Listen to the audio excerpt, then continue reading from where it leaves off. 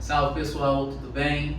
Vamos aí hoje para mais um tema extra, dessa vez estilo particulares de medicina. Já encerramos os temas extras para o Enem e hoje eu escolhi os desafios para o atendimento médico, né? Ao mesmo tempo aí vamos discutir a humanização, a importância de um atendimento médico diferente do que a gente tem encontrado hoje em dia.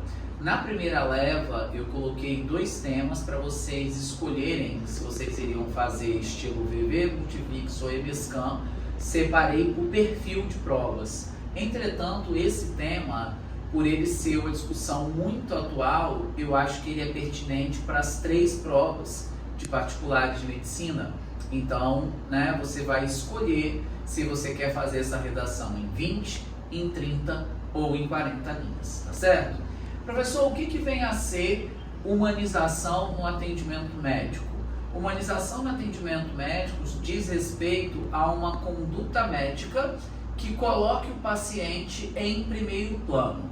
O que tem acontecido hoje na maior parte dos atendimentos médicos é um foco do profissional em detectar os motivos daquela doença e tratá-la. Por um lado, isso é algo muito importante.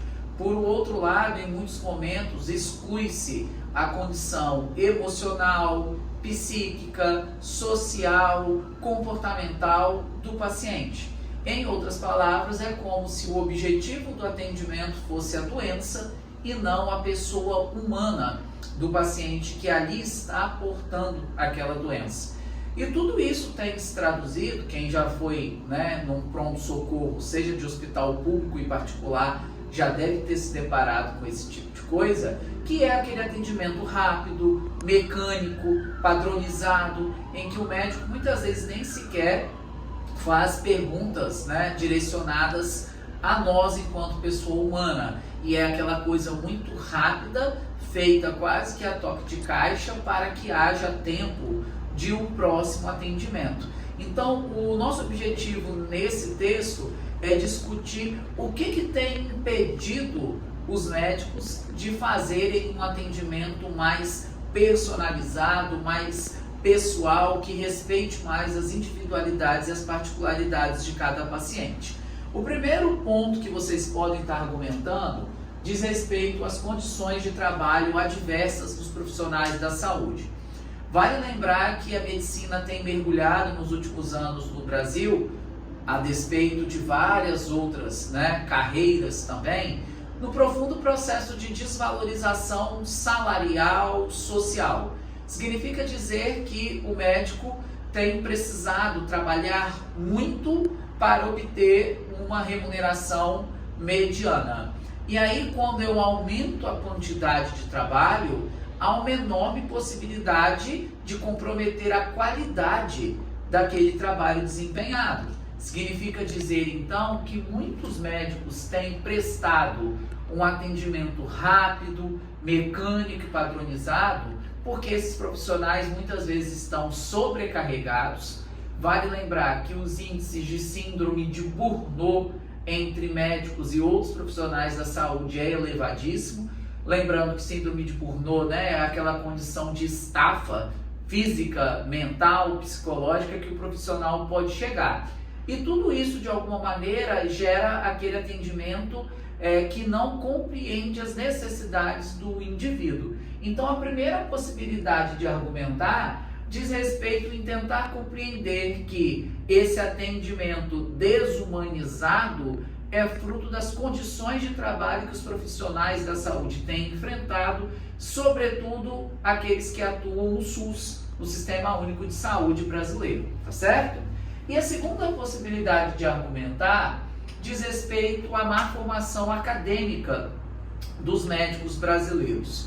A medicina, desde que ela existe, lá com Hipócrates, na Grécia, em 1900 não sei quanto, antes lá de Cristo, a medicina ela segue sendo praticada e ensinada da mesma maneira, Sempre alguém mais velho que detém um determinado conhecimento, que transmite aquilo para uma outra pessoa mais jovem que está ali na condição de aprendiz. Podemos dizer que ainda em pleno século XXI, com todo o aparato tecnológico que existe, a medicina no Brasil ela é ensinada ainda de uma maneira muito cartesiana, muito excessivamente técnica.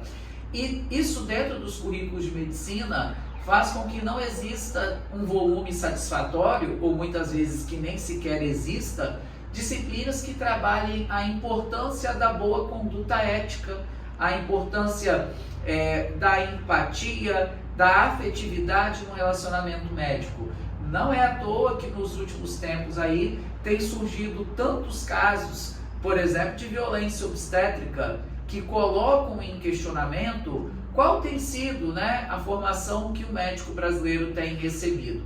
É claro que esses casos extremos de violência estão ligados a dezenas de outros fatores, como a falta de caráter de uma pessoa, ou até mesmo um distúrbio psicológico que seja, mas uma formação acadêmica mais humanizada, ela pode sim trabalhar na prevenção de desvios de conduta dos médicos brasileiros. Então, na segunda parte do texto, a sugestão é que a gente discuta como que tem sido essa formação do médico brasileiro, que muitas vezes é uma formação, repito, muito focada no técnico e quase nada na pessoa humana dos pacientes. Por isso que nós temos a sensação de que muitas vezes, tanto em consultas eletivas, que são aquelas que a gente marca e espera, pela data, ou até mesmo nas consultas de pronto-socorro, que são mais emergenciais, a sensação que temos muitas vezes é que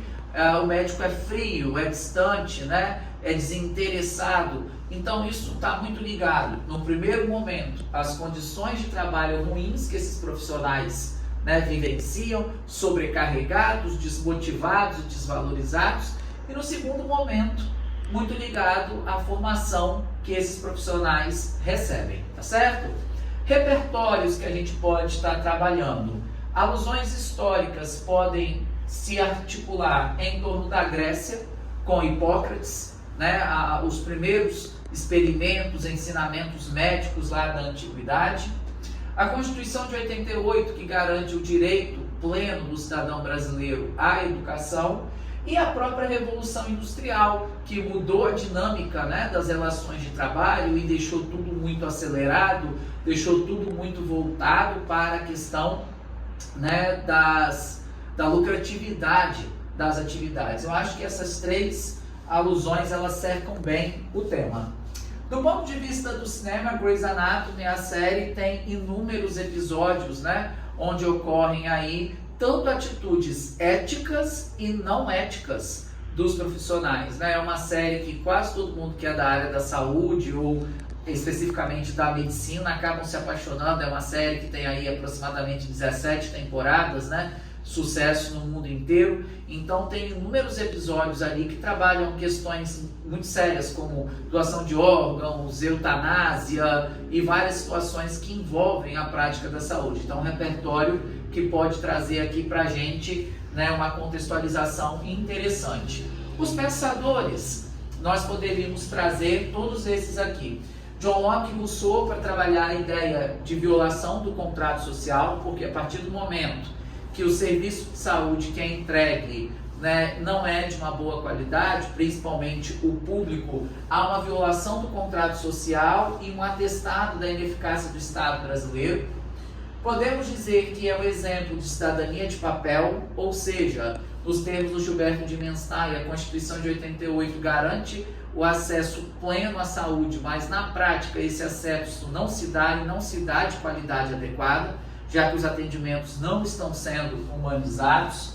Karl Marx para dizer que o dinheiro domina e aliena o homem, para dizer que muito desse atendimento ruim, mecânico e não humanizado é fruto do sistema capitalista que prega a ideia da lucratividade o tempo inteiro e que o médico se vê afetado então pela desvalorização econômica que gera sobrecarga de trabalho, que por sua vez compromete os atendimentos.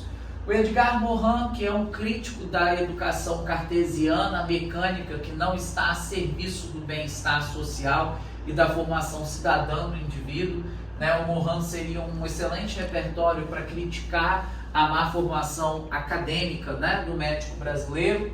E o Bauman, tanto no âmbito das instituições zumbis, que trazem para a gente a ideia das falhas do Estado, quanto para poder dizer também que em plena modernidade líquida, nós vivenciamos um problema gravíssimo de relações efêmeras e fluidas, onde a pessoa humana fica em segundo plano, em detrimento da velocidade, do aceleramento, né, e da busca pelo dinamismo. Então, o Bauman também cabe aqui dentro, tá certo? Lembrando a vocês que a única prova que exige do aluno proposta de intervenção é o Enem. Multivix, o VV, EMESCAN, UNESC, particulares de medicina capixabas, nenhuma delas exige proposta de intervenção. Então, caso vocês queiram, na conclusão, fazer apenas uma síntese, que é uma espécie de retomada, reafirmação dos pontos que você abordou ao longo do texto, é plenamente possível fazer. Porém, eu coloco e chamo de solução, porque como você, aluno, já está tão habituado a uma cultura de fazer proposta de intervenção por conta do Enem, e nas particulares de medicina são situações, problemas que também pedem uma solução, a gente acaba colocando, mas sem se preocupar com o detalhamento, com aquelas etapas metódicas que a competência 5 do Enem pede. Então aqui eu estou sugerindo que nós trabalhássemos com duas soluções, uma delas envolvendo o Ministério da Saúde no sentido da melhoria da qualidade de trabalho dos profissionais, com fiscalização, né, dentro dos hospitais e postos de saúde, melhoria do salário, melhoria da infraestrutura de trabalho, dos equipamentos, dos maquinários, e uma segunda solução envolvendo o Ministério da Educação, que é o grande responsável pela educação no Brasil, seja a nível médio ou superior, podendo esse ministério então introduzir dentro dos cursos de medicina disciplinas que abordem a importância de um atendimento médico mais humanizado. Se você fará a sua redação estilo VV, que são apenas 20 linhas, você vai trabalhar evidentemente um argumento e uma solução. Se você fará estilo Multivix ou estilo EMESCAN, você vai trabalhar os dois argumentos. Lembrando que na EMESCAN são 30 linhas e na Multivix são 40 linhas. O aluno que vai fazer aí estilo Multivix, certamente é aquele aluno que vai aumentar um pouco o tamanho da letra para que você consiga aí atingir 34, 35, 36 linhas. Não é obrigatório escrever as 40, tá certo, gente? É isso, eu desejo para vocês, né, um excelente texto, uma excelente composição, e já aproveito para desejar também um excelente vestibular de medicina capixaba para todos aqueles que vão fazer, tá certo? Forte abraço e até a próxima.